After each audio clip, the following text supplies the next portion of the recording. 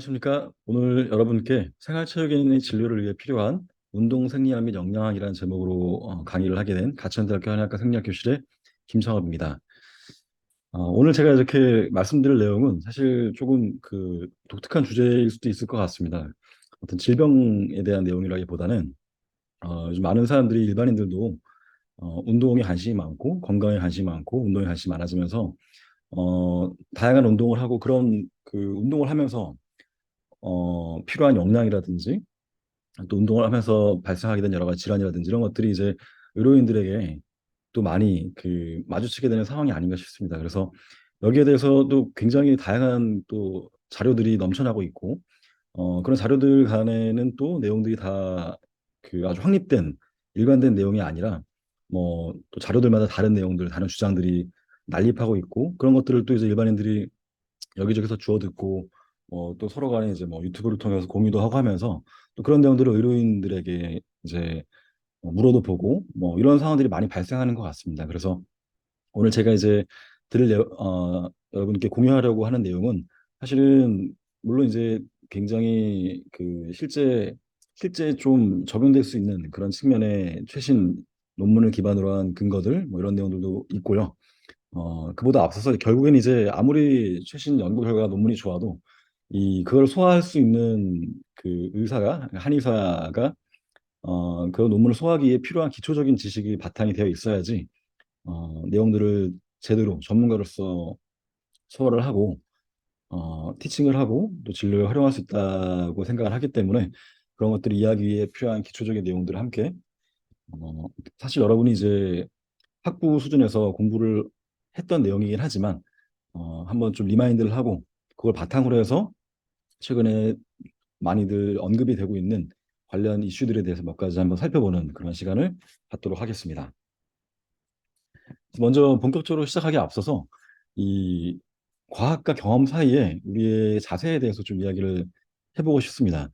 그러니까 이 운동 생리학 혹은 운동 관련된 영양 이런 부분들에 대한 여러 전문가들 일반인들이 이제 떠들고 뭐 연구 결과를 이야기하고 자신의 경험을 이야기하고 뭐 논쟁도 하고 이런 일들을 이렇게 보고 있으면 사실은 이제 우리 한의학이랑 유사한 면이 많다는 생각을 하게 됩니다. 그러니까 한의학이라고 하는 게 뭐 어떤 현대적인 실험 과학을 바탕으로 해서 만들어진 것이 아니고 아주 오래전부터 많은 사람들의 경험을 통해서 이미 확립이 되어 있었고 그것을 이제 현대에 와서 과학이라는 어떤 방법론 도구를 가지고서 더 정밀하게 이해를 하려고 노력을 하고 실험을 하기도 하고 기초 실험, 임상 시험 등을 하면서 과학 형태로 연구를 하기도 합니다. 하지만 모두 아시는 것처럼 이제 우리가 한의학을 할 때 뭐 어떤 굉장히 여러 가지 제약이 있는 실험 과학이나 또 역시나 굉장히 제약이 많은 임상 연구만으로 한의학의 어떤 그걸 다 판단하거나 그렇게 하진 못하잖아요. 그런 것들이 따라갈 수 없는 이런 경험들이 있기 때문에 그래서 그렇다고 해서 뭐 과학을 또 거부하는 건 옳은 태도가 아니고 적절한 이제 균형이 굉장히 중요하다고 생각을 합니다. 근데 그런 게 이제 운동 생리학의 운동 역량도 비슷한 게 이 어떤 현대적인 역량학이 있고 현대적인 운동 생리학이 있지만 그런 것들을 바탕으로 사람들이 운동을 배운 게 아니거든요. 이미 오래전부터 사람들은 운동을 해왔고 어떻게 하면 근육을 더 어, 효과적으로 늘릴 수 있을까? 어떻게 하면 살을 잘 뺄 수 있을까? 그런 어떤 많은 경험들이 이미 있어 왔고 지금도 많은 경험들을 하고 있고 거기에 이제 현재 과학들이 또 동원되면서 어, 기초과학적인 실험 혹은 임상 연구들이 동원되면서 최신 견해를 이제 만드는 데 또 기여를 하지만 그렇다고 언제나 그런 현대 연구가 다 100% 옳다고만 할 수도 없는 제약이 많기 때문에 그런 상황 속에서 적절한 이제 전문가적 판단이 필요한 거죠. 그러니까 과학이나 경험 이 둘 중에 하나가 뭐 더 우월하고 더 이렇게 말하기가 사실 어려운 면이 굉장히 많다는 면에서 한의학과도 좀 유사한 면이 있지 않나 생각을 합니다. 그래서 이제 좀 말씀드려보면 이제 운동생리학이나 영양학자들의 과학적 실험 결과들이 있고요. 이런 연구들이 많이 요즘 발표가 되고 있습니다. 또 이제 현장에서 실제 운동을 하고 지도를 하는 그런 뭐 트레이너들 이런 분들의 현장 전문가들의 경험과 노하우가 있죠. 근데 이제 두 개가 이제 보시면 과학적 연구들은 이제 외적 타당도에서 좀 제약이 있죠. 그러니까 외적 타당도라고 하는 거는 그 논문의 내 어떤 논문에서 나온 상황 자체에 대한 논리가 아니라 그 결과를 실제로 논문에서 피험자로 참여한 집단을 넘어서서 일반적인 현장의 생활체육인 혹은 환자에게 우리가 적용을 했을 때 얼마나 타당할 것이냐에 대해 묻는다면 그게 이제 외적 타당도인데요. 아무래도 이제 과학적 연구들은 내적인 타당도를 높임으로써 연구를 논리적으로 좀 더 이제 근거를 제대로 만들려면은 외적 타당도가 제약이 생길 수밖에 없죠. 반면에 이제 현장의 경험 같은 경우에는 당연히 뭐 굉장히 실제 현장에 기반하고 있지만 객관적인 조사나 이런 걸 바탕으로 하지 않고 주관적인 어떤 편향과 믿음으로 왜곡될 수가 있겠죠. 그래서 그 다시 한번 그 부분에 대해서 이야기를 해보면 그 연구 논문들을 보시면 이제 예를 들면 어떤 운동이 더 효과적인가 혹은 뭐 어떤 보충제가 더 좋은가 이런 연구들을 보시면 이거를 무슨 뭐 굉장히 오랫동안 연구를 하지 못합니다. 현실적으로 연구를 그렇게 이제 뭐 5년씩 뭐 운동을 하면서 계속 그거를 기록을 하고 이렇게 실험을 못 하겠죠. 그래서 뭐 길어야 몇 달, 짧으면 몇 주 이런 정도로 이제 특정 형태의 운동을 시키고 피험자들에게 특정 형태의 어떤 뭐 보충제를 복용시키고 뭐 이러면서 이제 결과를 보는 거기 때문에 굉장히 짧은 기간 동안에 대한 효과에 국한되고 국한되는 경향이 있죠. 물론 연구자들이 이거를 이렇게 우리가 자신들이 발견한 결과가 더 장기적인 경우에도 적용될 거라고 이제 믿고 싶은 거지만 사실은 아닐 수도 있는 거죠. 그리고 개개인의 다양성이 충분히 반영되지 못하죠, 당연히. 역량도 생각보다 이제 우리 한의학에서는 이미 오래전부터 그런 생각을 많이 해왔지만 최근에 연구들을 보면은 정말 역량학적인 부분도 개인별로 차이가 굉장히 많이 크다는 게 점점 더 뚜렷해지고 있고 운동 방법도 마찬가지입니다. 어떤 운동은 이런 운동 방법이 뭐 대부분의 사람에게 굉장히 좋지만 또 어떤 그룹의 사람들에게는 오히려 효과적이지 않을 수도 있는 거고 그래서 운동법도 그냥 모두가 다 100% 동의하는 최고의 운동법이라는 게 존재할 수가 없습니다. 결국 시행착오를 거쳐서 개개인에 맞춰서 이제 좋은 운동법을 찾아야 되는 건데 논문을 쓰거나 할 때는 그런 것들이 반영되지 못하죠. 보통 뭐 피험자가 많아야 수십 명이고요. 열 몇 명, 뭐 수십 명 이렇게 정도를 모아서 운동을 짧은 기간 진행하기 때문에 그걸 통해서 뭐 어떤 운동이 더 효과가 좋다 이런 말이 이제 논문을 벗어난 현실 세계 적용하려고 할 때 당연히 많은 제약이 있을 수밖에 없을 겁니다. 당연히 현장 전문가의 경험은 이제 객관적인 근거가 부족한 게 당연한 이야기고요. 이제 개인의 어떤 전문가로서는 최신의 임상 연구 성과들, 그다음 최신의 어떤 기전적 이해를 갖추고 그걸 바탕으로 동료 전문가들, 또 현장 전문가들의 의견들을 경험들을 종합적으로 참고해서 우리가 현재 할 수 있는 가급적 가능한 합리적인 그런 판단을 이제 해줘야 될 거라고 생각을 합니다. 그래서 그냥 논문 몇 편, 최근에 뭐 임상 연구 몇 편 이런 걸로 이제 이거를 그냥 잣대를 들이댈 수는 없다는 이야기가 되겠습니다. 마지막으로 이제 단백질에 대해서 말씀드리면 단백질은 정말 요즘 뭐 그 건강 그런 음료라든지 건강 식품 시장에서 되게 유행인 것 같습니다. 일반인들도 단백질 관심이 많고 뭐 젊은 이제 뭐 근육을 많이 만들고 싶어하는 젊은 사람들뿐만 아니라 중노년층들도 건강을 위해서 단백질을 신경을 쓰고 뭐 많이 먹어야 된다는 생각들을 많이 하시고 그런 제품들도 되게 많이 나오고 있죠. 프로틴이 보시면 이제 이 프로는 뭐 으뜸이란 뜻입니다. 우리 몸에서 가장 중요한 이제 중요하다 이런 뜻인데 실제로 뭐 과언이 아니죠. 기본적으로 우리 몸의 구조를 만들어주고 있고 효소라든지 호르몬이라든지 세포 이동 뭐 굉장히 많은 것들이 다 이제 프로틴이 작동을 하고 있는 거고 프로틴은 이제 탄수화물과 마찬가지로 모노머와 폴리머 구조를 만들고 있고 이 프로틴의 모노머는 이제 아미노산이 되겠죠. 아미노산을 보시면 이런 구조를 띠고 있는데 가운데 이제 알파 카본이라고 하는 중심의 탄수가 하나 있고요. 그다음에 이제 재밌게도 한쪽에는 염기성인 아미노 그룹, 반대쪽에는 이제 그 염기의 반대인 산인 칼복실 그룹이 이제 그러니까 칼복실 산을 만들 수 있는 칼복실 그룹이 붙어 있습니다. 그리고 여기 H는 그냥 뭐 특별한 거 없으면 H가 붙는 거고요. 그다음에 이제 요 아미노 그룹과 칼복실 그룹은 이제 모든 아미노산 공통입니다. 그래서 이 칼복실 산이 될 거기 때문에 아미노산이라고 하는 거고 아미노산 종류가 이제 20개의 아미노산이 있잖아요. 그걸 결정하는 건 여기 R이라고 표현되어 있는 이 사이드 체인 격가지가 뭐냐에 따라서 이거는 이제 R은 그냥 이거는 대명사처럼 써놓은 건데요. 여기에 다양한 게 이제 붙을 수 있는 거죠. 이거에 따라서 아미노산의 종류가 결정되는 거죠. 그래서 이제 얘가 물에 들어가면은 아미노 그룹은 이제 NH2 NH3 플러스 수소연을 주워가지고 결국 염기 역할을 하게 되는 거고 COOH는 이제 H 플러스 내주기 때문에 CO 마이너스가 돼가지고 이게 산이 되니까 H를 내오르면 산이잖아요. 그래서 산이 되는 거죠. 아미노 산이라고 이제 부를 수 있는 거죠. 염기도 될 수 있고 산도 될 수 있는 거죠. 그래서 이제 이 보시면 이 R 그룹이 뭔지에 따라서 이 R 그룹이 지금 색깔로 이렇게 박스 표시가 되어 있는데 R 그룹 뭔지에 따라서 아미노산이 나눠지고요. 총 우리 몸에서 생체내 단백질 합성에 기여하는 아미노산 20가지가 있습니다. 참고로 이제 보통 20개라고 우리가 늘 이야기하는데 사실은 우리 몸에서는 20개가 맞고요. 근데 자연계에서는 이 20개 말고 두 개가 더 추가로 발견돼서 뭐 셀룰로시스테인, 퓨럴라이신 이런 것들이 발견돼서 총 22종류의 현재 아미노산이 지구상에서 발견되어 있습니다. 근데 우리 생물학적으로 작용하는 거는 신체에서 만들어지는 건 이제 20개라고 보시면 되고 그래서 이렇게 이 사이드 체인 부분이 뭔지에 따라서 이게 비극성이냐 극성이냐 정기적으로 차지를 띄고 있느냐 이런 식으로 마이너스 막 있잖아요. 플러스도 있고 이런 식으로 구분을 할 수가 있고 참고로 이제 여러분 여기서 좀 뒤에 우리가 다룰 이야기 관련해서 관심 있게 봐두시면 좋을 것 같은 게 바로 BCAA라고 하는 건데요. BCAA는 브랜치드 체인 아미노 애시드라 그래서 여기 보시면 이 사이드 체인이 이 탄소 골격 자체가 이렇게 브랜치를 띄고 있잖아요. C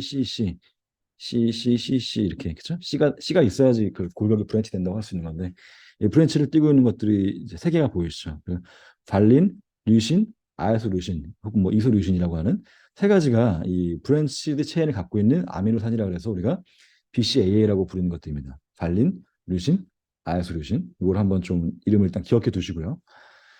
아미노산을 우리가 이야기할 때 이제 뭐 잘 알고 계시는 것처럼 필수 아미노산과 비필수 아미노산이라고 하는 게 있습니다. 필수 아미노산은 이센셜 아미노 에이시드라 그래서 EAA라고 보통 줄여서 이제 표현을 합니다.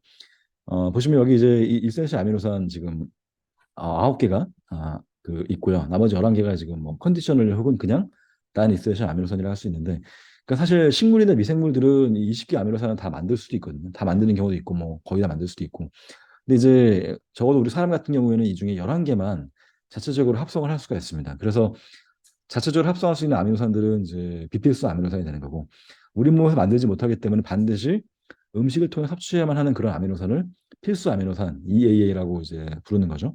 그래서 9개가 있고 참고로 이제 비필수 아미노산은 그 합성 경로도 간단합니다. 그러니까 보통 한 단계에서 5단계 정도면 이제 만들어낼 수가 있고요. EAA는 물론 우리가 만들 거 아니기도 하지만 이게 굉장히 합성 경로 자체가 복잡합니다.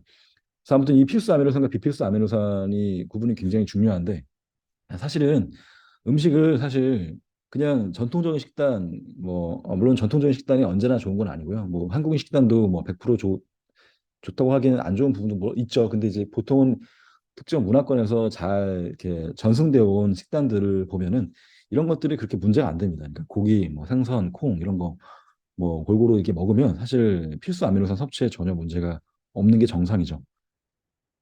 그리고 이제 또 세포 호흡에 대해서 좀 빠르게 리뷰를 해보도록 하겠습니다. 세포 호흡은 ATP를 만드는 과정을 세포 호흡이라고 하고요.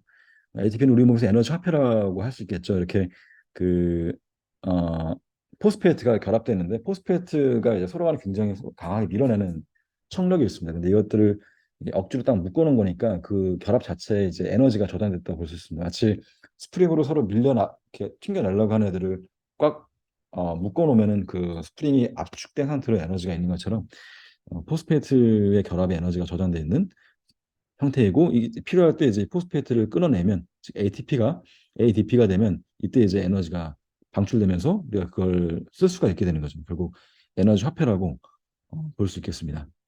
에너지 만들 때는 결국 이제 ADP를 ATP를 만드는 과정, 이 포스페이트를 붙이는 거니까 포스포릴레이션이 어, 인산화가 결국 ATP를 만드는 과정이 되는 거죠. 그래서 그 우리 뭐 어렸을 때부터 많이 배웠던 이 그림인데요. 일단 세포 호흡이라고 하는 거는 이제 결국 포도당과 같은 탄수화물도 우리 몸에 ATP를 만들 수 있고 지질도 우리 몸에 ATP를 만들 수 있고 어, 단백질도 아미노산 분해되어서 에너지 만들 수 있는데 항상 우리가 세포 공부할 때는 포도당 그러니까 글루코즈 한 분자에 대한 어떤 일이 벌어진지를 추적하면서 공부를 하게 됩니다. 이걸 다 공부하고 나면 지질이나 단백질은 이제 거기에 어떤 식으로 이제 참여하게 되는가를 추가로 공부하기만 하면 되기 때문에 이 기본적으로 세포호흡을 포도당만 하는 건 아니지만 포도당 한 문제에 대해서 우리가 집중해서 따라가면서 공부하게 되는 거죠. 그래서 포도당이 우리 몸에서 세포 세포 안에 흡수가 되면은 세포의 세포 질에서 해당 과정 글리콜라시스를 하게 되고 거치게 되고 그 과정에서 두 분자의 포도도 한 분자당 두 분자의 ATP가 만들어집니다. 그리고 만약에 미토콘드리아가 있고 미토콘드리아에 우리 몸 미토콘드리아가 있죠. 미토콘드리아에서 산소가 가용하다면 이 글루코즈의 대사물인 두 분자의 파이루베트가 피루부산 파이루베트가 미토콘드리아 이동을 해서 아세틸코A로 바뀌게 되죠. 아세틸코A가 이제 크레브 사이클을 돌면서 또 두 분자의 ATP가 만들어지게 됩니다. 그럼 사실 뭐 아직까지도 별로 안 만들어진 거죠. 근데 사실은 보시면 NADH라고 하는 혹은 FADH2라고 하는 이런 것들이 글리콜라이시스 때도 만들어지고 아세틸코A로 전환될 때 한번 만들어지고 또 크레브 사이클 돌면서 무려 6개나 되는 NADH, 2개의 FADH2 이런 게 만들어지는데 이네들이 사실은 이제 전자 운반체로서 에너지들을 가지고 있는 거죠. 그 에너지 가지고 와서 결국 마지막에 이 미토콘드리아의 외막과 내막 사이에서 일렉트론 트랜스포트 체인 시스템에서 마지막으로 산소한테 전자를 던져주면서 대량의 에너지를 뽑아내게 되는 게 34개 ATP를 만들게 된다. 다 합치면 대충 38개 정도 최대 만들 수 있다. 는 이야기라서 요게 이제 글리콜라이시스는 함기성 호흡, 산소가 없어도 할 수 있는 호흡이고 요 미토콘드리아에서 일어나는 애들은 호기성 호흡, 산소가 있어야지 할 수 있는 훨씬 더 효율이 높은 하지만 시간이 오래 걸리는 호기성 호흡이 되겠죠. 네, 그래서 뭐 이건 넘어가도록 하겠습니다. 이것도 뭐 예, 넘어가도록 하겠습니다. 그래서 사실 여러분 다 생물 시간에 배운 내용이니까요. 네, 그래서 어쨌든 간에 결국 이제 마지막으로 전자전달 미토콘드리아 세포 외막과 내막 사이에 여기 이런 단백질의 복합체가 있고 마지막에 수혜자는 이제 산소가 됩니다. 산소에다 전자를 전달해주면서 수소이온을 잔뜩 이 여기다 압축을 시켜놓고 그 다음에 수소이온이 여기를 통과해 나올 때 발생하는 힘으로 ADP에다 포스페트를 꽉 붙여가지고 이제 ATP를 만들게 되는 기전이죠. 그래서 물론 이제 이런 과정에서 많은 열이 발생을 하고 이런 것들이 우리 몸의 체열을 만들어주게 됩니다. 관련해서 이제 그 당신성이라고 하는 개념을 좀 한번 언급을 할 필요가 있습니다. 이것도 굉장히 중요한 우리 몸의 메커니즘이고 우리 몸에는 그 성인의 경우에는 글루코즈가 한 20g 정도, 글리코겐은 한 190g 정도 존재하고 있는데 이 글리코겐이나 글루코즈 양이 그렇게 많지가 않아서 사실 뭐 금식을 하거나 아니면 과격한 운동을 한다, 뭐 달리기를 한다 이러면 사실 몸에 있는 글리코겐들이 다 소진됩니다. 마라톤 뛰면 당연히 말할 것도 없이 많이 못 뛰어서 다 소진됩니다. 그러니까 몸에 글리코겐이 그렇게 많지가 않다는 거죠. 그래서 글루코즈가 다 고갈되고 나면 우리 몸에서는 적극적으로 글루코즈를 만들게 되는데 왜냐면은 뇌가 우리 몸에서 가장 중요한 뇌가 다른 몸의 세포들과 달리 지질이나 이제 단백질 그 자체로 에너지를 쓰지 않기 때문에 뭔가 우리 몸에 그 기아 상태 들어가거나 이렇게 영양분이 부족해지면 무조건 당을 확보를 해서 뇌한테 먹여주기 위한 당을 확보하는데 전력을 다하게 되거든요. 다른 데는 죽어도 뇌가 죽으면 안 되니까. 그래서 당신생이라는 메커니즘을 통해서 이 활발하게 이루어지게 되는데 뭐 간이 대부분의 이제 가장 많은 양을 차지하고 있습니다. 그래서 결과적으로 당신생을 하게 되면은 이제 뭐 뇌 그리고 근육에도 물론 제공할 수 있죠. 그럼 이제 뭘 갖고 당을 만들 거냐? 글루코니오제네시스를 뭘 갖고 만들 거냐? 락테이트나 아미노산이나 글리세롤 같은 것들이 있는데 가장 양적으로 많은 그 재료는 바로 아미노산이 되겠습니다.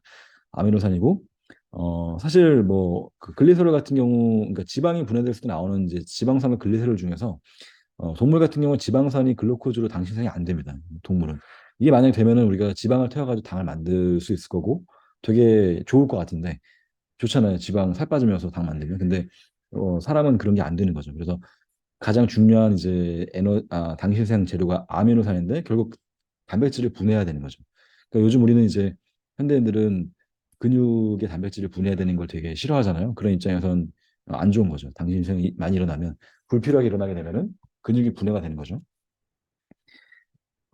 그리고 이제 글루코니오제네시스는 대략 보면은 이제 해당 과정이 역반응으로 진행된다고 보시면 됩니다. 대략은. 하지만 정확히 역반응은 아닌 게 여기 보시면 이 여기서 글루코즈가 이렇게 단계 단계 거쳐가지고 글루코즈가 G6P가 되고 F6 프럭토즈 이렇게 되고 쭉쭉쭉 해가지고 이렇게 가면은 마지막에 파이르베트가 만들어지고 이 파이르베트는 사실은 어, 미토콘드리아 들어가서 아스테코로 바뀌어가지고 호기성호흡을 계속하든지 아니면 산소가 충분치 않으면 락테이트 젖산으로 바뀌어서 간이나 근육에 저장되게 되거든요.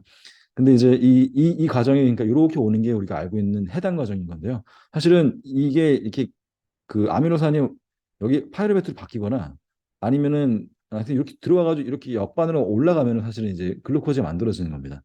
근데 보시면 이 빨간색 표시된 부분들이 역방향에 불가능한 한쪽 방향으로만 일어나는 효소들이에요. 그래서 이런 데는 이제 다른 방식의 효소를 이용을 해야 되기 때문에 정확히 역반응은 아니라는 이야기지만 대략 순서는 역방향이라 볼 수 있다.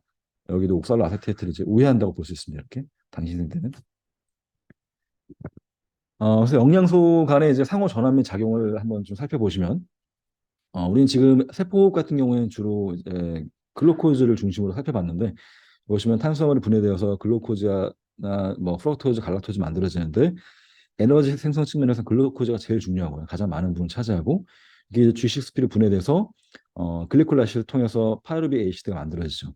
얘네들이 이제 미토콘드리아에 들어가서 호기성 호흡을 하게 되지 못하면 적선을 바뀌게 되고 만약에 호기성 호흡을 하게 되면 미토콘드리아에서 아세틸 코에로 바뀌게 되죠. 얘가 굉장히 중요한 어떤 교통의 요지에 있는 어, 매개물이 되겠습니다.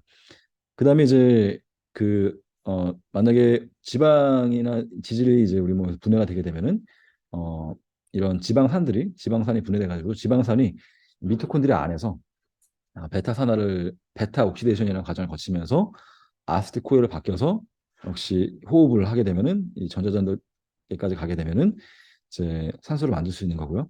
프로틴도 분해가 되게 되면 이제 역시 아세틸코일로 들어올 수가 있습니다. 아세틸코일로 들어와서 이렇게 어 호흡을 할 수도 있는 거죠. 근데 프로틴 같은 경우에 좀 특이한 게 이 탄소나 지질과 달리 질소를 가지고 있기 때문에 이 질소에 대한 처리가 필요하죠. 이게 암모니아로 만들어져서 가만 내비두면 결국 질소 독성이 있기 때문에 안전하게 유래화 형태로 만들어서 배출해줘야 되는 그런 좀 어, 별도의 과정들이 필요합니다. 그리고 보시면 이제 요 아세코에가 이렇게 리포제네시스 지방을 합성할 수도 있습니다. 그러니까 에너지가 이제 충분히 많으면 탄수화물이 결국 아세틸코에를 통해서 지방산 합성이 되게 되는 거고요. 단백질 역시 이 니트로젠 풀 아미노산들이 아세틸코에에 들어와가지고 이렇게 합성이 될 수도 있는 거죠. 물론 호흡을 할 수도 있지만 얘네들이 또 여기로 직접 들어오기도 합니다. 직접 들어와서 유래화 사이클을 왔다 갔다 할 수도 있고 뭐 뒤에 말씀드릴 뭐이 말씀 당신생 쪽으로 갈 수도 있고 네. 여기 보면 당신생 이렇게 거꾸로 올라가는 게 이제 당신생이라고 볼 수 있죠. 뭐 비슷한 그림인데 약간 다른 정보들이 있어서 한번 또 가져와 봤습니다. 파이르베트가 락테이트로 바뀌고 혹은 나중에 또 이후에 산소가 충분하면 다시 락테이트가 파이르베트 바뀌어서 호흡을 계속할 수도 있고 올라가서 글루코즈로 저장 만들어 당신생을 할 수도 있습니다. 호흡이 충분할 때.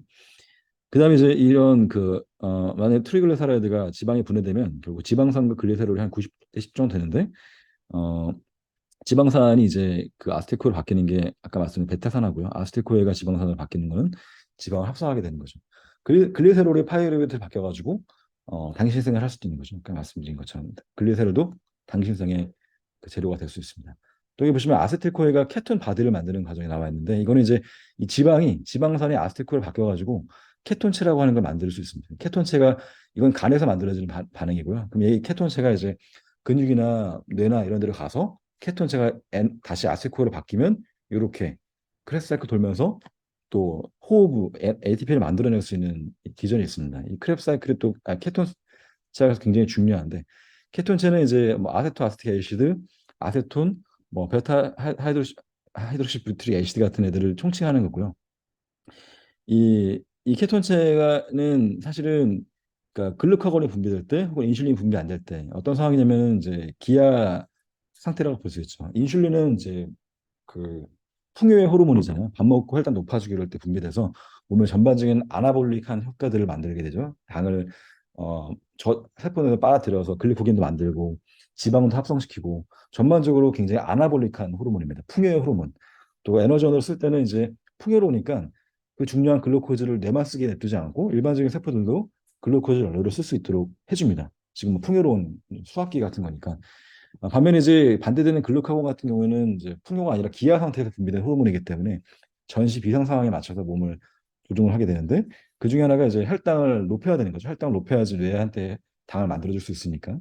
그러면서 이제 비상 상태로 들어가게 되는데 그때 하는 것 중에 하나가 지방을 분해해서 지방산을 에너지원을 많이 쓰게 됩니다. 일반 세포들은 그런 소중한 당을 에너지원으로 쓰면 안 되거든요. 이 일반 세포들은 그 글루코즈는 뇌가 써야죠. 뇌가 써야 되는 거니까 일반 세포들은 지방산 에너지원으로 쓰는 게 맞고 또 그것만으로도 부족해서 지방산을 이제 아까 말씀드린 대로 간에서 케톤체를 만들어가지고 케톤체를 혈중을 분비하면 이 케톤체가 이제 근육이나 뇌에 가서 아스티코에로 바뀌어가지고 크레스 사이클 돌면서 또 에너지를 만들 수 있습니다. 세포 호흡을 할 수가 있습니다.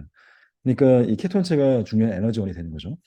그래서 결국 이게 이제 기아 상태에서 몸의 에너지원으로 작용하게 되는 건데 그 사실 이 이걸 안 하게 되면 단백질이 계속 이제 당신생을 하기 위해서 단백질이 분해되면서 체단백이 우리가 살아가기 필요한 최소한의 체단백이 있기 때문에 정말 우리가 굶어 죽는다고 할 때 몸에 있는 단백질을 다 쓰고 죽는 게 아니거든요. 그 단백질도 막 분해하고 하다가 당을 만들기 위해서 어느 정도 이상 기능을 유지할 수 있을 정도의 단백질도 안 나오면 결국 기아로 사망하게 됩니다. 모든 단백질을 다 분해하고 죽는 게 아니라 그래서 케톤체를 쓰게 되면 이제 그렇게 뇌에 에너지 공급하면서 단백질 분해를 막을 수 있는 효과도 있는 거죠. 근데 이제 임상적으로는 케톤이 너무 과하게 되는 뭐 1형 당뇨 같은 경우에 제 1형 당뇨 같은 데서 케토시스가 나타나는 것들이 대표적인 임상 양상이기 때문에 그런 쪽으로 보통 우리가 많이 알고 있잖아요. 근데 요즘은 또 저탄고지 하시는 분들이 케톤을 오히려 그 케톤 시기한다고 케톤을 많이 만드는 뭐 당을 워낙 안 먹으면 지방을 분해하면서 케톤이 많아지니까 그런 거를 또 긍정적으로 이용하는 그런 것도 유행이죠. 이런 거 참 어떻게 판단할지 좀 어려운 부분이 있는데 아무튼 그래서 케톤체는 뭐 그런 메커니즘입니다. 제가 그럼 이것 좀 많이 넣어놨는데 한번 보시고 케톤체가 이제 글루코즈보다 훨씬 단계가 짧기 때문에 빠르게 또 ATP를 효율적으로 만들어낼 수 있는 측면도 있습니다. 그래서 이제 관련해서 약간 그 요즘 이슈가 되고 있는 것들 몇 가지를 이야기를 해보면 뭐 보통 그 다이어트 할 때 저지방 다이어트가 원래 전통적으로 많이 했던 거죠. 그 지방을 줄여가지고 살을 빼겠다. 그 우유 먹을 때 저지방 우유를 먹고. 근데 이제 최근엔 저탄고지 다이어트를 많이 유행하고 있죠. 어, 그 저탄고지 하는 사람들이 이제 저지방 우유 같은 것도 안 먹거든요. 근데 실제로 저지방 우유는 지방이 적은 만큼 그 탄수화물 양이 더 많아요. 그러니까 그 좀 약간 함정이 있습니다. 지방이 적은 만큼 탄수화물이 많기 때문에 탄수화물이 실제로 살이 더 잘 찐다는 느낌이 있죠. 사실은 실제로 그런 면이 좀 있는데 다시 말씀드리겠지만 그래서 뭐 지방을 많이 먹고 그냥 탄수화물 적게 먹는 다이어트도 있고 어 탄수화물 적게 먹되 지방 많이 안 먹고 단백질을 많이 먹겠다. 뭐 이런 식의 이제 식단도 많이 하고 있습니다. 근데 이게 좀 놀랍게도 이 좀 연구 결과들을 보면 저도 이게 제가 스스로나 주변에서 경험한 거라든지 이런 걸 본 거랑 직관과 달라서 좀 놀라웠는데 뭔가 정확하게 칼로리를 통제하면서 이루어진 다이어트 실험들을 보면요. 이게 저탄고지가 다른 것보다 더 낫진 않다고 해요. 지금 많은 연구 결과들이 따르면. 그러니까 어떤 영양소를 제한하는지보다 총 칼로리가 더 중요하다는 이야기 쪽으로 수렴하고 있습니다. 그러니까 어, 이게 저탄고지 저도 한때 많이 했었는데 저탄고 좋아하시는 분들은 지방을 내가 많이 먹고 마음껏 먹고 탄수화물 줄이면 자기는 칼로리를 줄이지 않았지만 살이 빠진 거라고 주장하는데 이 연구에서 할 때는 연구자들은 이제 실제 계산해가지고 칼로리를 딱 맞춰놓거든요. 그러면은 칼로리를 똑같이 맞춰놓고서 저탄고당 저지방을 해보면 다이어트 효과가 어느 게 더 낫다고 말하기가 어려울 정도로 다 비슷비슷하다고 합니다. 근데 그럼에도 불구하고 실제로 이제 경험해 보면 탄수화물 제한할 때 살이 정말 쫙쫙 빠진다는 우리 경험을 많이 하거든요. 그러니까 뭐 전통적으로 애킨스 황제 다이어트라든지 뭐 이런 것도 다 거기 포함되는 건데 근데 이게 이제 그 말은 아마도 저탄 다이어트를 할 때 우리가 섭취 칼로리가 별로 줄었다고 느끼지 않는 게 이제 중요할 수 있다는 거죠. 그러니까 실제 계산을 해보면 많이 줄었다는 거예요. 그게 말은 칼로리가 줄어도 힘들지 않다는 거죠. 그러니까 고기나 지방 같은 걸 마음껏 먹기 때문에 포만감도 좋고 결국 이제 이게 시상하부 같은 데서 시상하부에서 포만 중추 같은 게 연결돼 있어서 우리가 사실 섭식 조절이 굉장히 신경과학적으로 복잡한 메커니즘들이 많이 벌어지고 있거든요. 그게 몸에 어떤 먹고 싶은 욕구뿐만 아니라 몸의 전반적인 대사에도 아주 다양한 역할을 미치고 있는데 그런 효과가 영양소별로 다르다는 거죠.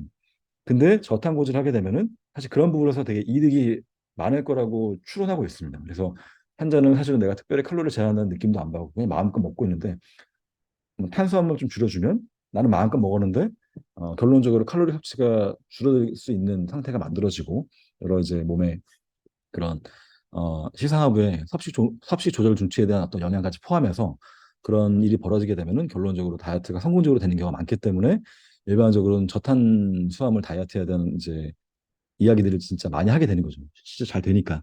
사람마다 근데 또 다릅니다. 그잘 안 맞는 사람도 있긴 있어요. 어, 그래서 또 요런 관련해서 이제 사실 가공식품이 더 위험성이 또 많이 언급이 되는 거죠. 가공식품이 그런 섭취 중추에 대한 작용 같은 것들이 별로 건전하지가 않거든요. 그래서 더 많이 먹게 되고 칼로리 섭취량이 전반적으로 늘어나게 되는 일들이 벌어지게 진다는 거죠.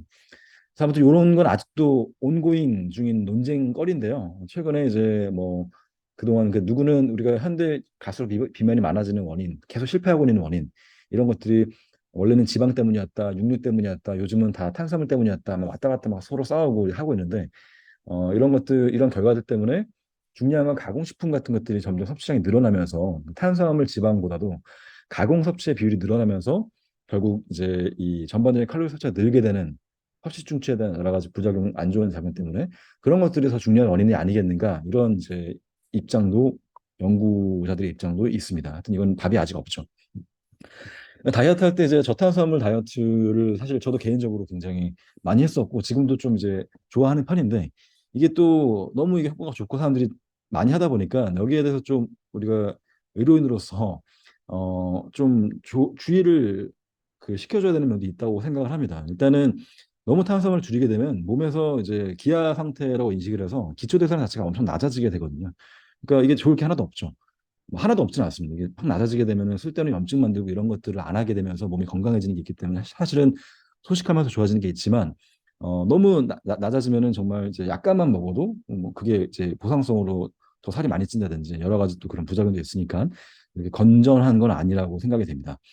또 한 가지는 이제 저탄수화물 다이어트를 너무 좀 심하게 하게 되면은 결국에는 당 신생 작용이 굉장히 활발해지거든요. 당을 만들기 위해서.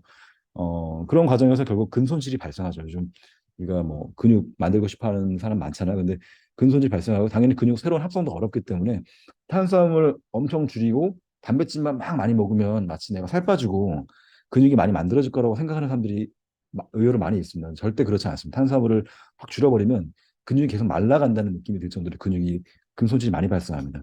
당신생 때문에 그런 거죠.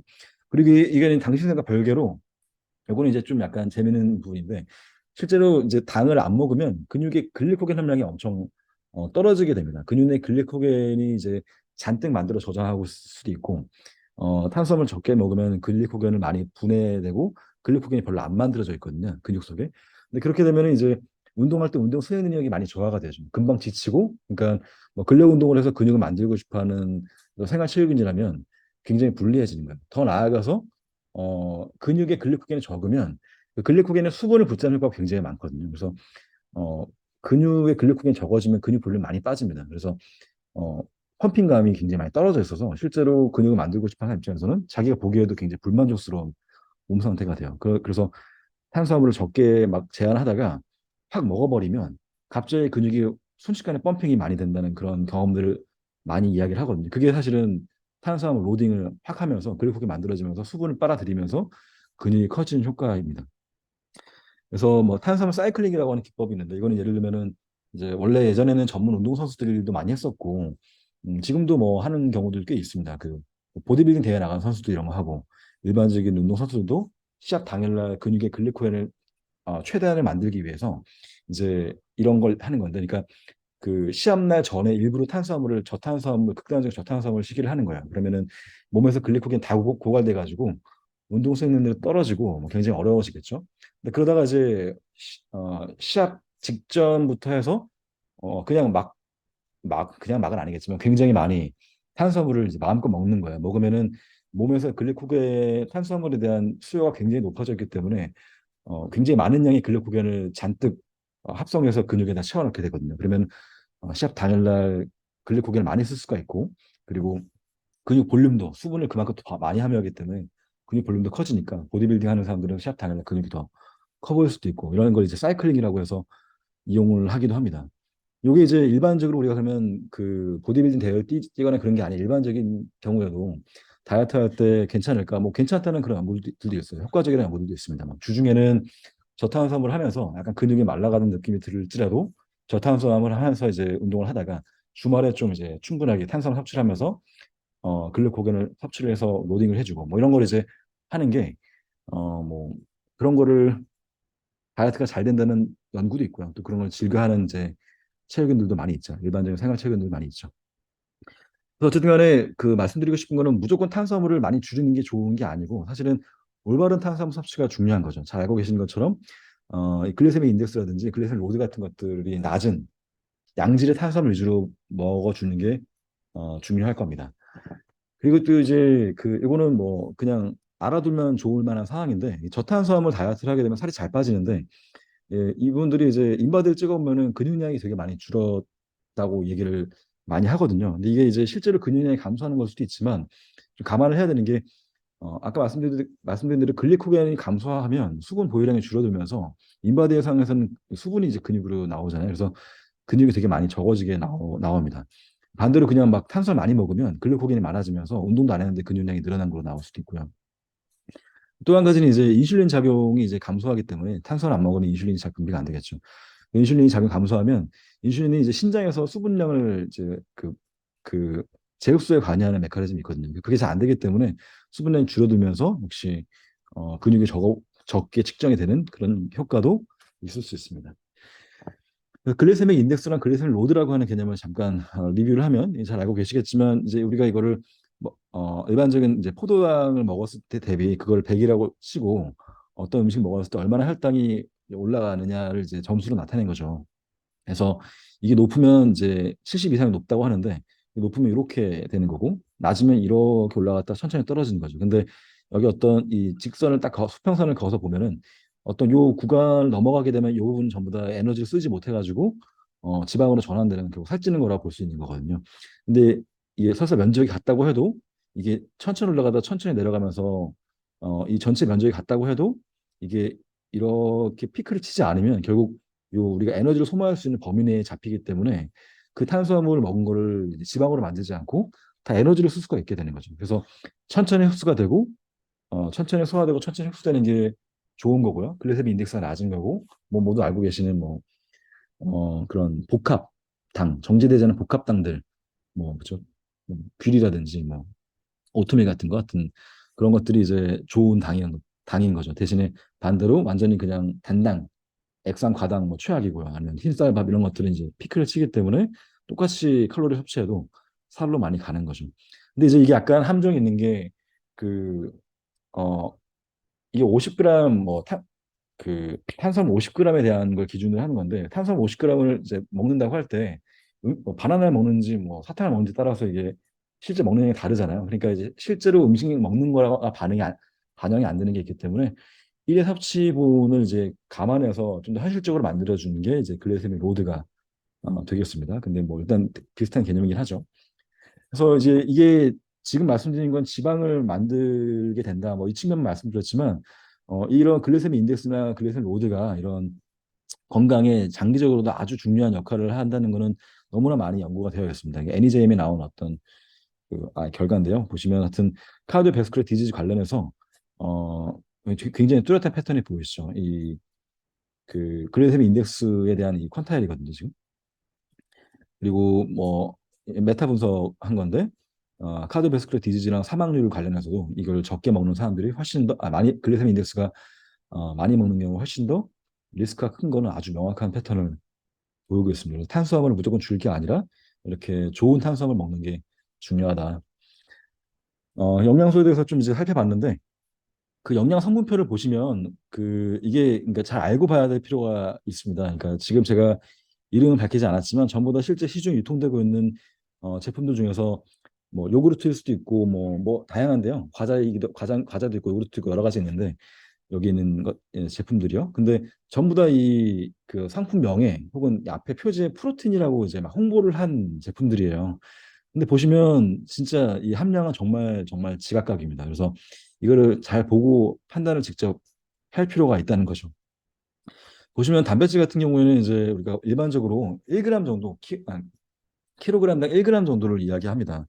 뭐 0.8g에서 1g 정도를 이야기를 하고 운동을 많이 하고 근육을 내가 지금 근성장을 목표로 하고 있다고 한다면 킬로그램당 1에서 2g 정도를 목표로 한다고 보시면 됩니다. 근데 이게 더 많다고 좋은 건 아니에요. 더 많으면 어차피 신장에 부담만 가고 어차피 지방으로 가는 거기 때문에 운동도 많이 하지도 않으면서 과하게 막 먹는 거는 뭐 결코 좋지 않죠. 근데 보시면 단백질 함량이 뭐 4.7g, 일일 그 기준당 9%, 뭐 8%, 얘는 18%. 이거는 보시면 뭐 29%. 그러니까 되게 차이가 진짜 많이 나죠. 근데 또 이걸 먹을 때 보시면 탄수화물이나 당 같은 걸 같이 보는 게 당연히 중요하겠죠. 보시면 얘는 탄수화물 6%인데 이 중에 19g 중에 19g 전부 다 당인 거예요. 그러니까 이거는 이제 사실은 먹으면 단백질보다 살찌는 효과가 더 큰 거죠.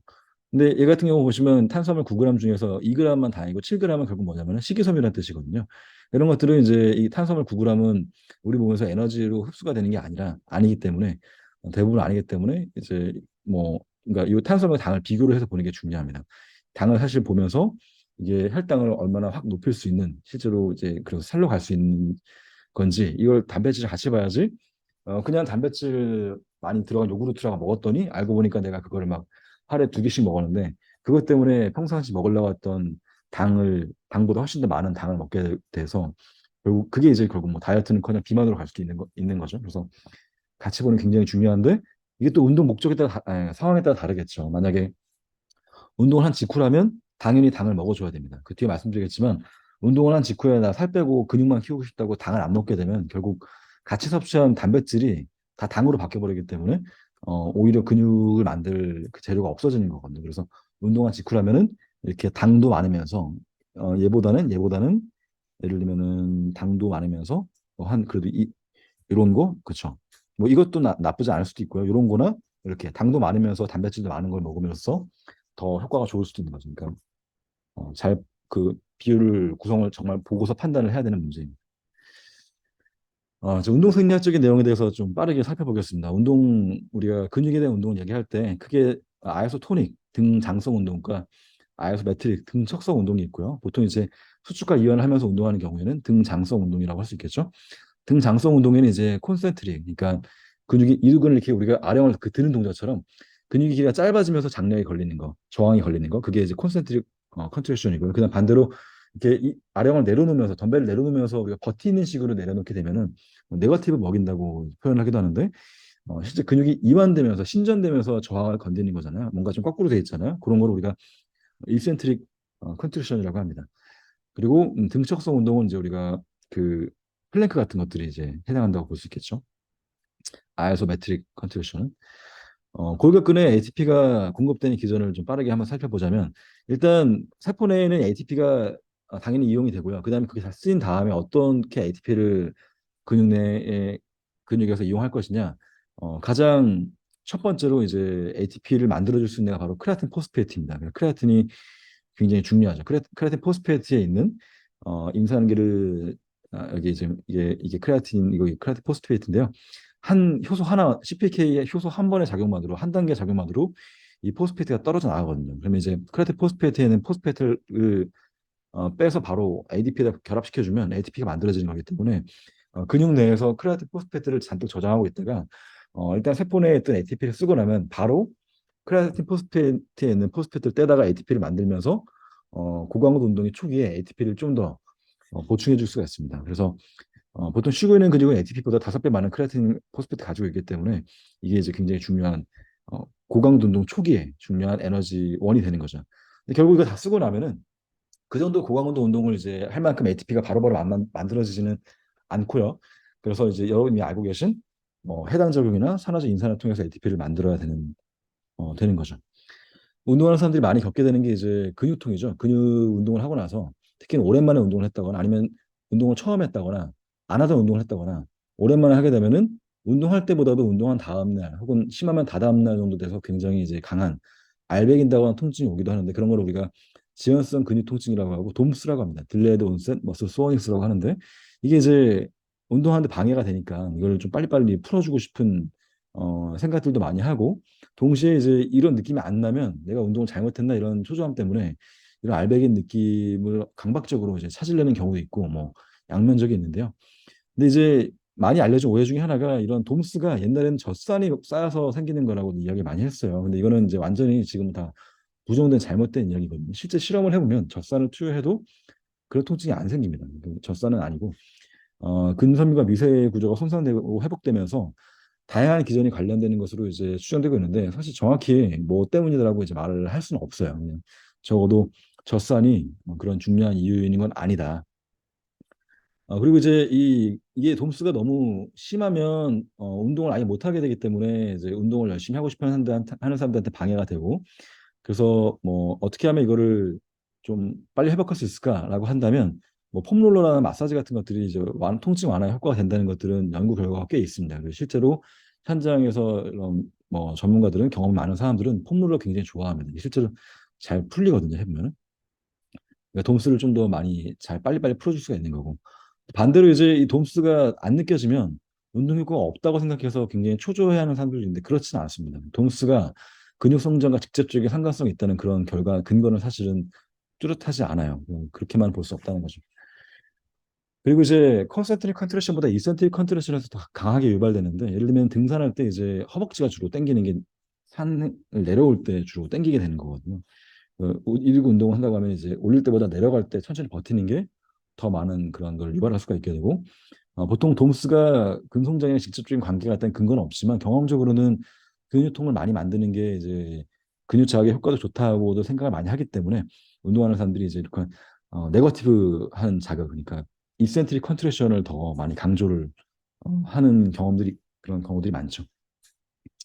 그래서 의학적인 측면에서는 사실은 운동을 이제 아예 처음 하거나 아니면 오랫동안 쉬었다가 하는 사람들이 너무 의욕이 앞서가지고 또 트레이너가 너무 열심히 막 의욕이 앞서가지고 운동을 하면은 너무 심하게 돔스가 와서 우리 며칠 동안 일주일 동안 아예 막 굉장히 고생하는 경우도 있고 정말 더 심하면 횡문근 융액증까지 오는 경우도 생각보다 있습니다. 그래서 하여튼 운동을 안 하던 사람들이 운동을 할 때는 초반에 운동 강도를 정말 좀 점진적으로 늘려나가는 게 굉장히 중요하겠죠. 근육이 어떻게 커지는 거냐? 이게 이제 특히 요즘 남자건 여자건 간에 우리가 굉장히 관심 많은 주제인데 근육 성장의 그 메커니즘에 대한 연구는 생각보다 이게 그렇게 오래되지 않았습니다. 그 중요한 기전들이 밝혀진 게 그렇게 오래되지 않았습니다. 아주 옛날 얘기고 2000년대 이후에 중요한 기전들이 많이 나오고 있고 하는데 아직도 사실은 다 알고 있는 건 아닙니다. 근데 기본적으로 근육이 성장하는 메커니즘을 세 개 정도로 구분할 수가 있는데 한 가지는 하이퍼플라자, 그러니까 세포가 분열하는 거죠. 근데 이거는 이제 그래서 세포가 근육 세포가 이제 파이버잖아요. 근섬유인데 근섬유가 더 생기는 건데 요거는 이제 뭐 우리가 태어나고 나서는 거의 없고요. 거의 없고 이거는 이제 뱃속에 있을 때 주로 있는 거고 많이 일어나는 기준 중에 하나는 이제 이런 어 이게 뭐 다핵섬유인데 스켈레톤 머슬이 다핵섬유인데요. 핵이 추가되면서 이렇게 줄기세포가 있거든요. 이 머슬 그 스템셀들이 원래 있는데 걔네들이 평상시 일을 안 하다가 특정 상황에서는 이제 일을 합니다. 그 근육 운동 열심히 하거나 하면은 혹은 근육에 뭔가 큰 사고가 있어서 만약에 근육이 없어졌다 그러면은 이제 스템셀이 일을 하면서 추가적인 핵을 이제 핵이 생기면서 이렇게 근육이 커지는 것도 있고요. 그런 것도 아니에요. 그냥 안에 이제 단백질을 많이 만들면서 하이퍼트로피가 발생할 수도 있습니다. 그래서 2번이나 3번 기전이 우리가 보통 근섬유가 커지는 성장하는 메커니즘이라고 보시면 되겠습니다. 그리고 이제 좀 더 그 세포 수준에서 어떤 일들이 벌어지는 건지에 대해서도 많은 연구가 이루어지고 있는데 굉장히 복잡합니다. 굉장히 복잡한데 한 가지 그래도 소개를 해드리고 싶은 게 바로 엠토르라고 하는 시그널입니다. 마말리안 타겟 오브 라파마이신이라고 하는 좀 생소한 제목의 수인데 얘네 원래는 이제 스켈레탈 머슬 골격근의 성장 외에도 여러 가지에 관련해서 뭐 나름 유명한 그런 타겟이고 관련 시그널링을 갖고 있는 애거든요. 근데 이제 운동 생리학 근육 운동 관점에서는 엠토르가 가장 지금 유명한 애라고 봐도 과언이 아닐 것 같습니다. 일단 우리가 근육이 합성된다는 거는 MPS 그러니까 이 머슬의 프로틴의 신테시스 그러니까 합성과 머슬 프로틴의 브레이크다운 이제 근육의 동화작용과 이하작용이 사실 언제나 동시에 이루어지고 있거든요. 동시하기보다는 둘 다 존재하고 있는데 이 균형이 이제 동화작용 쪽으로 더 많이 가게 되면 근성장이 이루어지는 거고 이하작용 쪽으로 많이 가게 되면 이제 근육이 소실되는 거죠. 근데 엔토로는 이제 그거를 조절하는 데 굉장히 중요한 역할을 하고 있습니다. 원래는 이렇게 그 다양한 셀 그로스나 디퍼런시에이션, 오토파지 뭐 여러 가지 환경에 따라서 이런 것들 조절하는 중요한 시그널인데 스켈레탈 머슬에서 근육의 성장에 관련된 시그널을 보내는 애로 아주 현재 유명합니다. 연구가 굉장히 많거든요. 그래서 사실 여기 파란색 자극들이 엠토르를 시그널링을 자극하는 애들인데 아미노산이 들어온다든지 아니면 기계적인 메카니컬한 스티뮬레이션이 근육에 주어진다든지 혹은 인슐린이나 성장 인자인 IGF-1 같은 것들이 이제 엠토르 시그널을 통해서 골격근의 이제 성장을 자극을 하는 걸로 잘 알려져 있고요. 반면에 글루코코르티코이드라든지 아니면 근육을 억제하는 단백질 마이오스타틴 같은 것들이 이 엠토르 시그널링을 억제하는 데 알려져 있죠. 그래서 이제 우리 아까 그 지금부터는 좀 앞에서 공부했던 것들 바탕으로 해서 좀 이슈가 되고 있는 몇 가지에 대해서 제가 어, 이야기를 이제 해볼까 합니다. 먼저 BCAA 아까 보셨던 내용인데 브랜치드 체인 아미노 애시드라 그래서 그 아미노산들 중에서 이렇게 그 사이드 체인에 분지가 있는 것들 세 가지를 말을 하는 거고 발린, 류신, 아이소류신 여기 포함되는데요.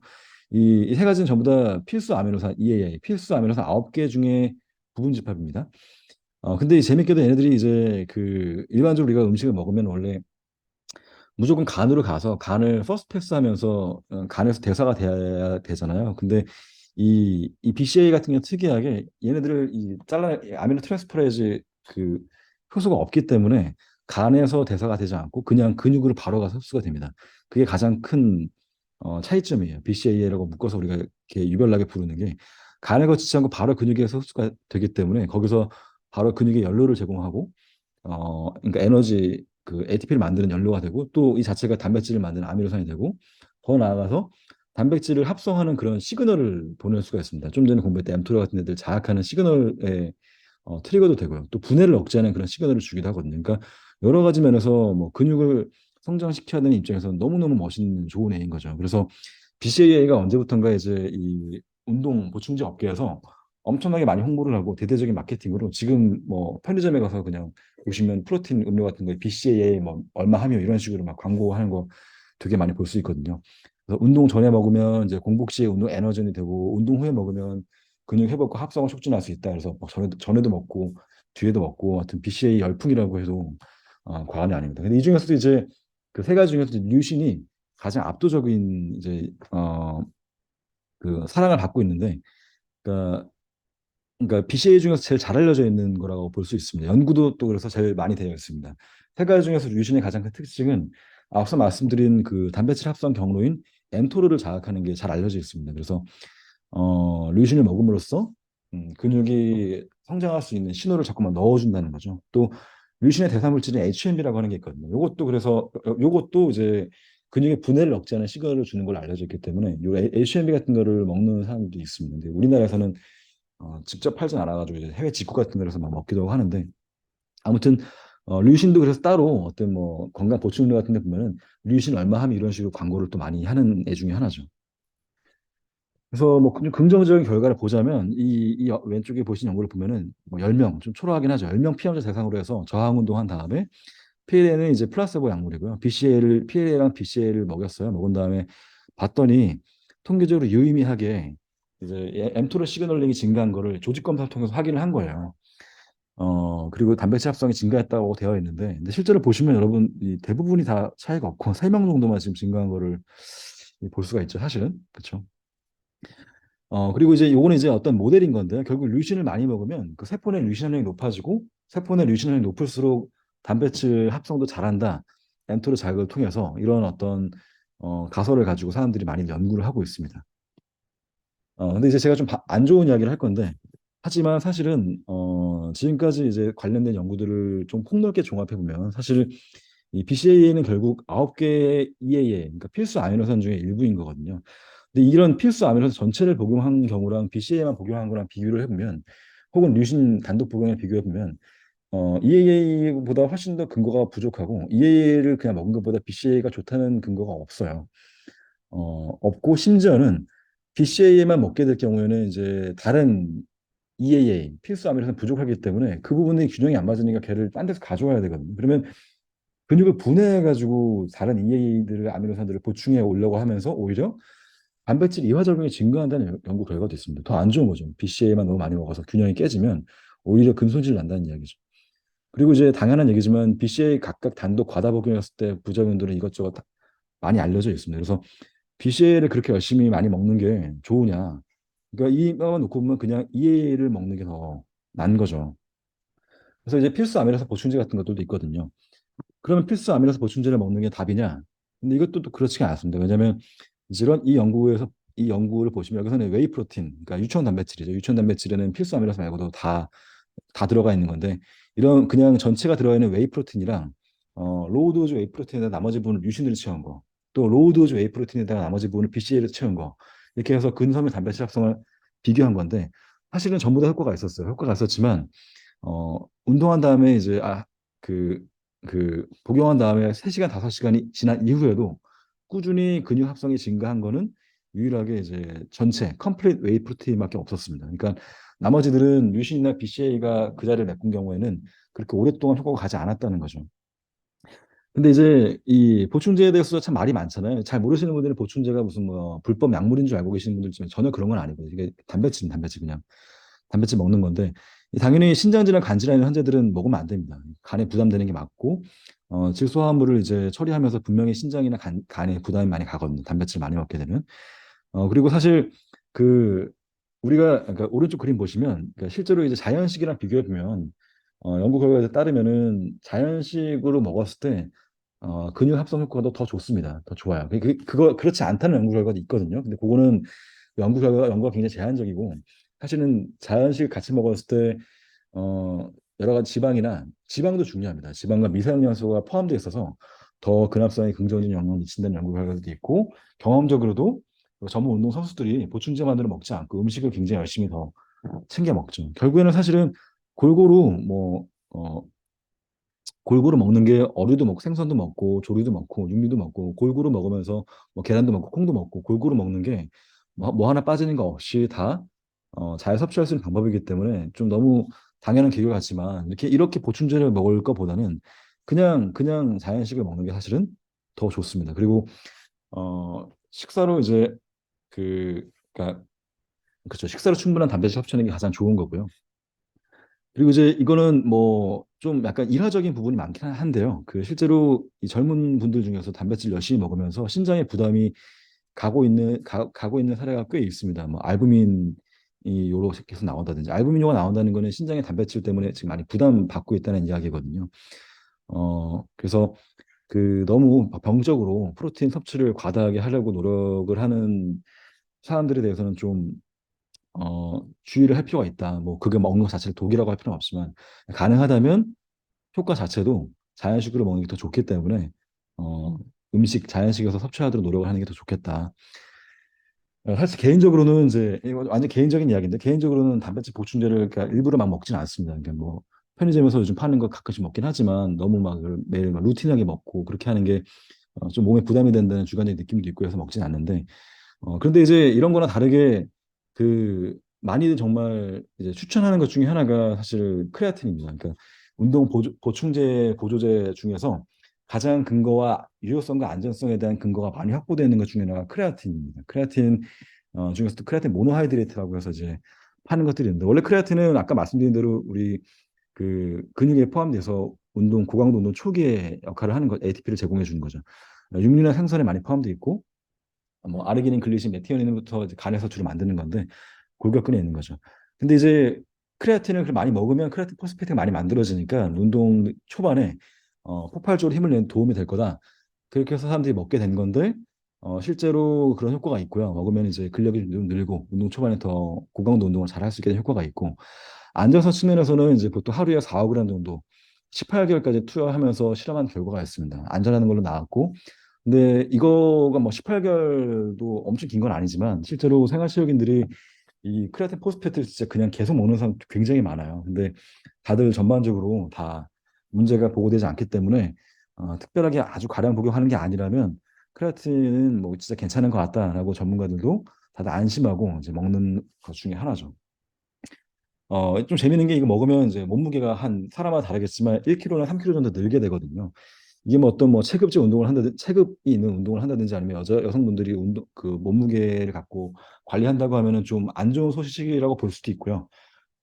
근데 이게 또 웃긴 게 이 크레아틴이 몸무게를 늘리는 이유가 크레아틴이 수분을 많이 붙잡아가지고 크레아틴을 많이 먹으면은 이제 근육 내에 크레아틴이 잔뜩 저장되면서 걔네들이 수분을 붙잡아서 몸무게가 느는 거거든요. 근데 결국에는 근육의 수분이 늘면 근육이 커지는 거기 때문에 크레아틴을 먹어서 늘어나는 1kg, 3kg가 이제 결국 근육이 커지는 걸로 늘어난 거라서 뭐 근육의 뭐 볼륨이 커 보이고 싶어하는 입장에서는 사실 뭐 나쁜 게 아닐 수도 있는 거죠. 어, 하지만 어쨌든 신장 질환이 있다면 역시 뭐 부담이 될 수 있기 때문에 신장 기능에 우려가 있는 사람은 당연히 먹으면 안 먹는 게 좋겠습니다.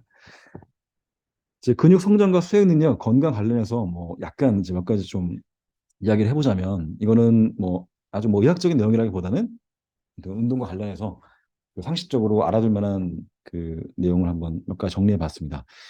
근육을 성장하고 또 근력을 증가하고 하는 것들이 이제 생활체육인들이 하고 싶어 하는 건데 이게 근육의 성장과 근력 증가라고 하는 건 항상 비례하지는 않습니다. 그래서 어, 근력이나 운동 수행력이 좋아진다는 거는 단순히 근육이 커지는 것 때문만은 아니고 근신경계가 발달하는 요소도 굉장히 크고요. 똑같은 근육의 볼륨을 가지고 있어도 근신경계가 잘 작동하면 근육으로부터 강한 어떤 퍼포먼스를 만들어낼 수 있는 거고 반대일 수도 있는 거고요. 또 인대나 건조직이 종합적으로 협응하면서 어떤 운동 능력이 나오는 거기 때문에 그냥 근육이 커진다고 근력이 커지는 거다 이렇게 볼 수는 없죠. 물론 계략적인 비례방향 당연히 있지만 예를 들어서 체급 경기이고 지구력이 굉장히 중요한 격투기 선수들은 막 3라운드, 5라운드 뛰어야 되는데 그런 사람들은 이제 근육이 크면 사실 불리하거든요. 똑같은 수행능력을 낼 수 있는데 근육이 클 수도 있고 작을 수도 있다면 근육이 작은 상태에서 똑같은 수행력을 내는 게 훨씬 좋습니다. 근육이 크면 그만큼 에너지가 이제 지구력도 떨어지고 지구력이 떨어지고 체급이 높아지면 뭐 체력 경기에서 불리하겠죠. 하지만 뭐 보디빌더라면은 이제 똑같은 수행 능력 대비 근육이 더 큰 게 좋은 거죠. 그러니까 좀 웃기지만 극단적으로 얼마 무거운 걸 못 들지만 근육이 굉장히 많이 발달하면 아주 효율적으로 보디빌딩을 한 게 되는 거죠. 왜냐면 그렇지 않은 사람은 그 근육을 만들기 위해서 더 무거운 걸 들어야 되고 그럼 그만큼 관절과 인대와 건에 더 부담을 줘야 되고 몸이 자꾸 상하는 거기 때문에 적은 중량을 들어가지고 더 근육을 많이 만들면 잘하고 있는 겁니다. 뭐 이상하게 웃기게 보면은 이제 보기에만 커 보이고 힘 못 쓴다고 볼 수도 있지만 이런 식으로 근육 운동을 한다는 것과 어떤 뭐 수행 능력 이런 건 전부 다 비례하지 않고 다를 수 있다는 이야기죠. 이제 이런 것 때문에 제가 사실 요 말씀을 드린 이유가 이런 것 때문에 어떤 우리가 생활체육인들이 근육을 만들기 위해서 운동하는 것들을 아주 그 뭔가 기능적인 부분 없이 보여주는 것만 중요하게 생각하면서 뭐 하는 좀 안 좋은 운동인 것처럼 생각하시는 편견들이 좀 있는 것 같습니다. 근데 사실 저는 이제 그럴 필요 없다고 말씀드리고 싶은데 전문 운동선수나 준선수급이 아니면 제가 지금 말씀드린 이런 것들이 그렇게 차이가 두드러지지 않습니다. 웨이트에서 근육이 커지면 그만큼 근력도 좋아지고 그만 강해지고 건강해집니다. 근데 이런 제가 말씀드린 이런 것 때문에 막 근육 운동하는 사람들을 뭐 기능도 못 따라하면서 굉장히 보기만 이런 거에 집착하는 이런 식으로 폄하하는 게 저는 맞지 않다고 생각하고요. 뭐 물론 상대적으로 그런 운동하는 사람들이 유산소 운동을 좀 등한시하는 경향이 있긴 있어요. 그래서 그런 걸 좀 더 하면 좋겠지만 대부분의 그런 운동하지 않는 사람들보다 훨씬 더 추천할 만하고 건강한 운동이라고 할 수 있고요. 다만 너무 과몰입해가지고 이제 그 고중량 막 굉장히 과하게 고중량을 들려고 노력을 하고 너무 과몰입하면서 결국에는 이제 부상으로 이어지는 경우는 꽤 있거든요. 그런 특히 젊은 사람들일수록 그런 것들은 우리가 의료인으로서 정말 적절하게 예방을 할 수 있도록 주의를 주고 또뭐 치료를 잘 해줘야죠. 특히나 이제 인대나 건 같은 경우에는 부상이 당하면 혈관이 분포가 적기 때문에 근육처럼 회복이 잘 안 되잖아요. 그러니까 인대나 건은 한번 다치면 이제 오래 가는데 운동하는 사람들은 그 오래를 못 참거든요. 그러면 계속해서 운동을 반복하게 되고 회복은 늦어지고 만성적으로 인대나 건이 불안정해지고 결국에는 크게 한번 다치고 운동을 못 하게 되고 이런 경우가 정말 정말 많습니다. 정말 정말 많아서 꾸준하게 오래 운동할 거라면은 지나친 욕심 내지 않도록 몸 상태 봐가면서 특히나 인대나 건에 이제 부상을 주의할 수 있도록 도와주는 게 의료인으로서 중요한 부분인 것 같고 그냥 막연히 웨이트 중심 운동을 하는 요즘에 어떤 그런 유행 같은 것들을 좀 낮추어 본다거나 그럴 필요는 없다라고 저는 생각을 합니다. 마지막으로 운동과 식사 시간 관련해서 그 이제 운동 언제 먹고 언제 운동하는 게 좋냐 이거에 대해서도 굉장히 많은 이야기들이 있어요. 연구 결과도 되게 많고 뭐 전문가 경험들도 많고 근데 그런 이야기들이 그 연구 결과들끼리도 막 상충되는 말도 되게 많고요. 뭐 되게 복잡합니다. 전문가들끼리도 말도 많이 다르고. 근데 하여튼 그런 복잡한 와중에 굉장히 안정적으로 우리가 확실하게 말할 수 있는 사실 중에 하나는 적어도 운동하기 전에 한 3시간, 4시간 정도 전부터는 식사를 피하는 게 정말 중요합니다. 이때 식사를 해버리게 되면 일단은 소화하느라고 피가 다 거기 몰려 있어가지고요.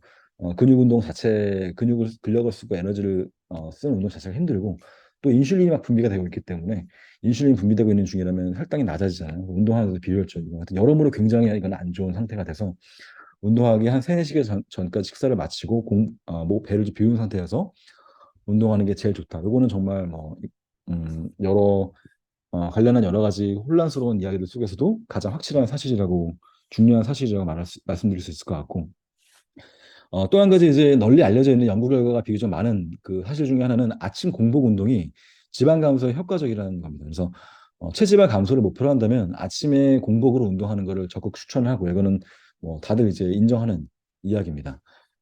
그리고 이제 많이들 그 과거에 많이들 운동하는 사람들이 이야기했던 개념 중에 하나가 기회의 창이라는 개념이 있는데 근육 운동을 열심히 한 다음에 한 뭐 짧은 기간 동안에 단백질을 많이 먹어줘야 된다. 그게 기회의 창이라서 그때 단백질을 먹는 게 근육으로 많이 간다. 이런 이제 믿음이 있었는데 사실 이거는 뭐 전혀 근거가 없고요.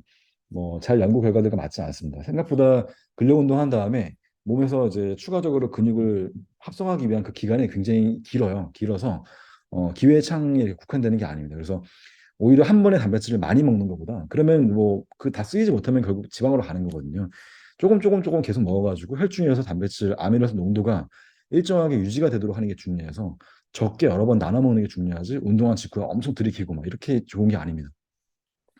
그리고 이제 간과 근육의 글리코겐이 부족한 공복 상태에서 이제 근력 운동을 하게 되면 이론적으로는 이제 몸에 우리가 운동할 때 당이 많이 필요한데 당이 부족하니까 공복 상태에서 운동하게 되면 당 신세 자국이 일어나가지고 글루코니오제네시스가 일어나서 근육이 막 분해되는 게 일어날 수 있죠. 그래서 공복을 운동하면은 근력 운동할 때는 공복 운동이 안 좋다고 이제 이야기를 하기도 합니다.